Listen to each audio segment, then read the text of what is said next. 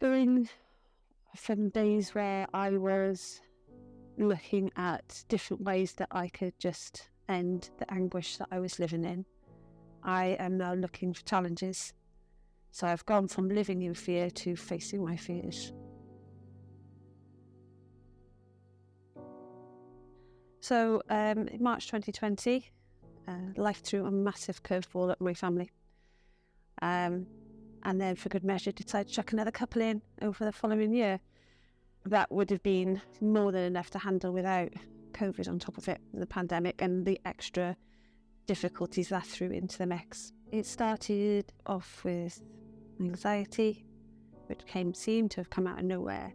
I couldn't eat. I felt nauseous all the time. I lost weight. I couldn't sleep. And on top of that, I was still working and trying to manage everything else with the family, with the pandemic, with these curveballs. And I don't think I had much time to stop and think to deal with it all. So it was just manifesting physically. I couldn't look at food without just feeling like one bite and that was it. I think one day I went to eat a sandwich and it physically got stuck in my throat and I thought, I can't swallow. I just couldn't swallow.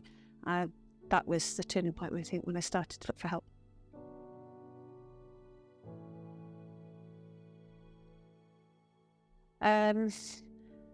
Did speak to my two close friends a little bit. I think they probably knew what was going on before I did. They're quite savvy. But they were just supporting me through it. Nudging now and again to get to talk to someone, but I was like, I haven't got time for doing with that. I've got all these other things to look at and deal with and get on with, and I haven't got time to have problems with my mental health. I've got this to do, that to do. You've always put ourselves bottom of the list, don't we, as mums? There's always somebody else that needs us more. Because I didn't tell many people. Some people knew and they'd check in now and again, see how I was. But those two friends, I think they probably knew that it was worse than I was letting on. At one point, we got to a place where they would both text good night and good morning every single night. And to know they were there as I fell asleep, no matter how bad I was feeling, and to know that I could wake up and there'd be a good morning text on there, that meant a lot. It was knowing they were there and I was in their thoughts. No matter how I was feeling, they were thinking about me. And so I then felt when I needed to talk that they were there. Because they always were, but sometimes you can't always tell people how you're feeling, but just to know that they care enough to say goodnight.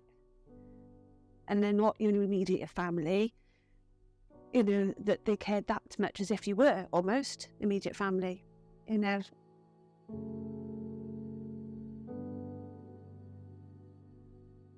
Running, I think, had I not had a place for a marathon, there wouldn't have been the focus to train. And the need to train got me out the door. And it gave me a regular time during the week that I wasn't being mum, wife, teacher, anything else. It was just me. Generally, it was on my own because most of the training I did was during the pandemic. It was headphones on. I could switch off from it all. It was the only time I had for me. That headspace time allowed for some processing of what was going on. Not enough, but at other times I felt like it was Forrest Gump. I wanted to run and keep running and not stop running and not go home. I just wanted to run for miles and miles and miles and miles and miles until I was physically exhausted. And I think that side of it, the physical side of coming home feeling absolutely shattered, but I got out there. I ran in the rain, I ran in the snow, I ran in the sun, I'd go out early, I'd go out late. Just that it became addictive in the way that I knew it was doing me some good. I hate to think where I would have been if I hadn't had running before I had any other help.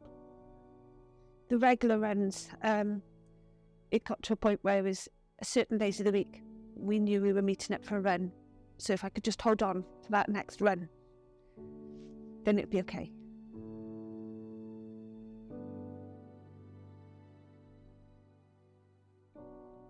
So that day when I couldn't swallow scared me.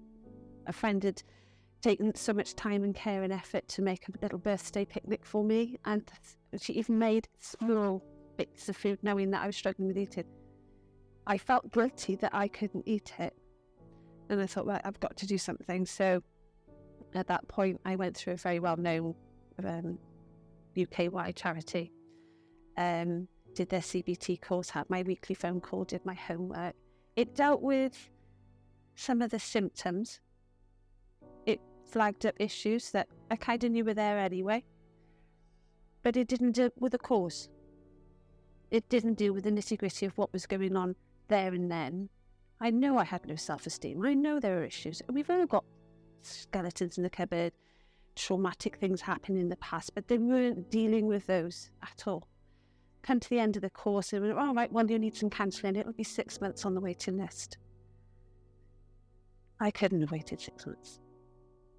So we were, as She-Runs, we were already fundraising for you guys for bigmoose. And it was suggested by one of my friends. I got in touch. And I thought, I can't do that. I'm raising money for you. That's for other people. That's not for me. And I dwelt on it some more. And I thought, I'm going to have to. 6 months is too long to wait. I can't carry on feeling like this all the time. And I think it was something like a Wednesday or a Thursday. And by Tuesday the following week, I was speaking to Tanya. That's just the speed of that. Was life-saving. I emailed you, I think, almost straight away. You got back to me, literally within an hour or two. That was like such a relief. Not waiting on tenterhooks for another email to come through, or will you want to say okay, and what, am I worthy enough of this sort of help? And to have someone say, yep, she'll be in touch within days. You know you can hold on that little bit longer. A day is not too much to ask. 6 months is a lot of days to ask. I think I needed to do it so that I could carry on caring for my family. Because if I'm not well, I'm not in the right place to care for them. But by me being well, I had the strength to carry on with the tough times we were going through and support my whole little family.